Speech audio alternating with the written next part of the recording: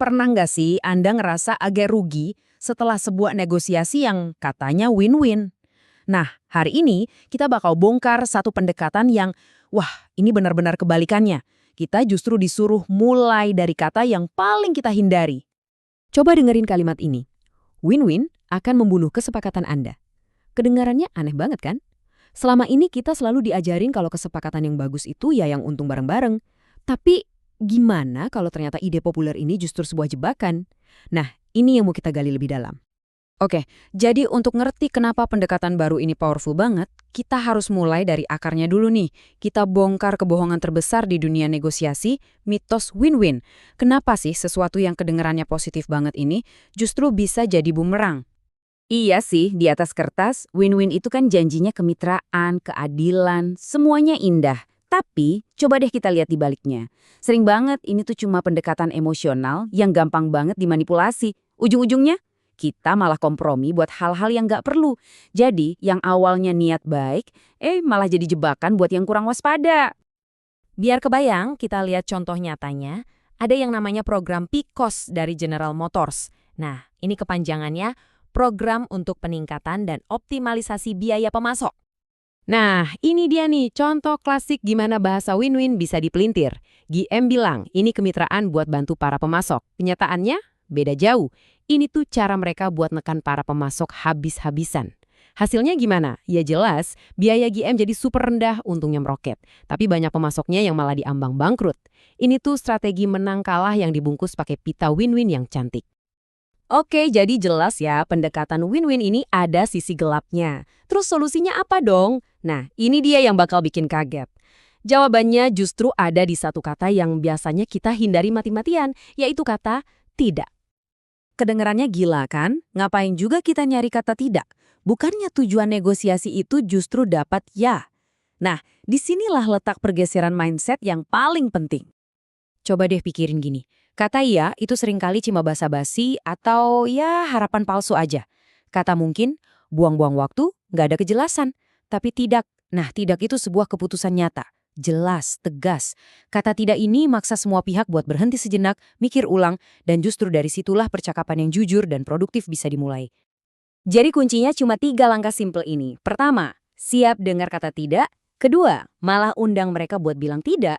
Dan ketiga, kita sendiri juga harus berani bilang tidak. Begitu Anda lakuin ini, emosi langsung keluar dari ruangan. Kita bisa fokus ke masalah yang sebenarnya, dan percayalah, dinamika negosiasinya bakal berubah total. Menguasai kekuatan tidak itu penting banget, tapi ada satu hal yang bisa ngerusak semuanya. Kelemahan terbesar kita semua di meja negosiasi. Dan ini bukan soal teknik loh, ini murni soal psikologis. Namanya rasa butuh. Pernah ngerasain gak sih perasaan kayak, aduh gue harus banget dapat deal ini? Nah, itulah yang namanya rasa butuh. Dan begitu perasaan itu muncul, disitulah kita mulai kehilangan kendali. Kita jadi gampang ditekan, dan akhirnya, bikin keputusan yang jelek. Negosiator yang jago itu bisa mencium rasa butuh ini dari jauh. Jadi kuncinya adalah mengubah mindset. Gini, menginginkan sebuah kesepakatan itu boleh banget. Tapi jangan pernah sampai membutuhkannya. Saat Anda sadar kalau Anda selalu punya pilihan lain, saat itulah Anda pegang kendali lagi. Terus gimana caranya ngilangin rasa butuh ini secara strategis? Jawabannya unik banget. Namanya efek Colombo. Tahu kan detektif Colombo? Idenya adalah Anda sengaja nunjukin diri seolah-olah Anda nggak tahu semuanya. Seolah Anda butuh bantuan mereka buat ngerti. Intinya Anda tampil agak kurang oke. Justru dengan bikin lawan bicara merasa lebih pintar, lebih superior, sebenarnya Anda lah yang pegang kendali. Persis kayak detektif Colombo. Kelihatannya bingung, sering diremehin, padahal dialah yang diam-diam ngatur permainan buat dapetin semua informasi yang dia mau. Oke, sampai sini kita udah ubah mindset kita ya. Dari jebakan win-win ke kekuatan tidak, terus dari rasa butuh ke efek Colombo. Nah sekarang gimana prakteknya? Kita bahas 2 alat negosiasi yang paling penting. Alat yang pertama, ciptakan misi dan tujuan. Caranya, lupakan dulu apa yang Anda mau. Misi Anda itu harus fokus 100% ke dunia mereka. Pikirkan, masalah apa sih yang bisa Anda selesaikan untuk mereka?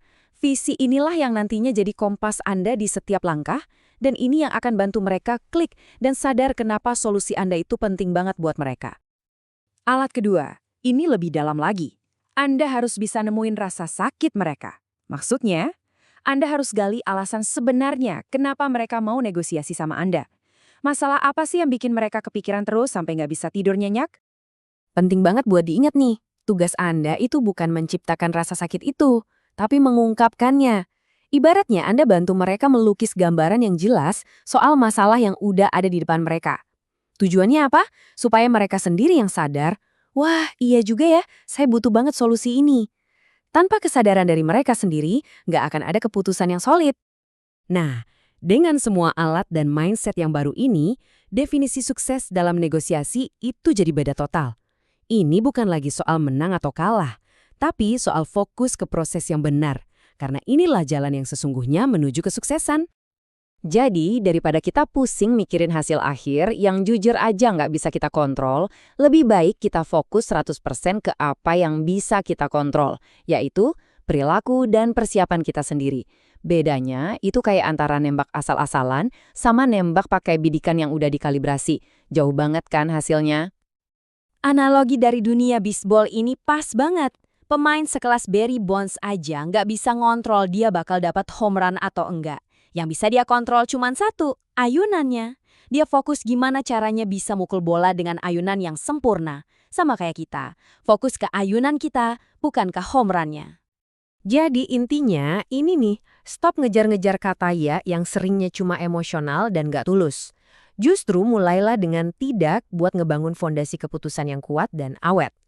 Nah, pertanyaan terakhir buat Anda. Di negosiasi Anda selanjutnya, Anda mau berburu ya atau mau berburu sebuah keputusan yang hebat?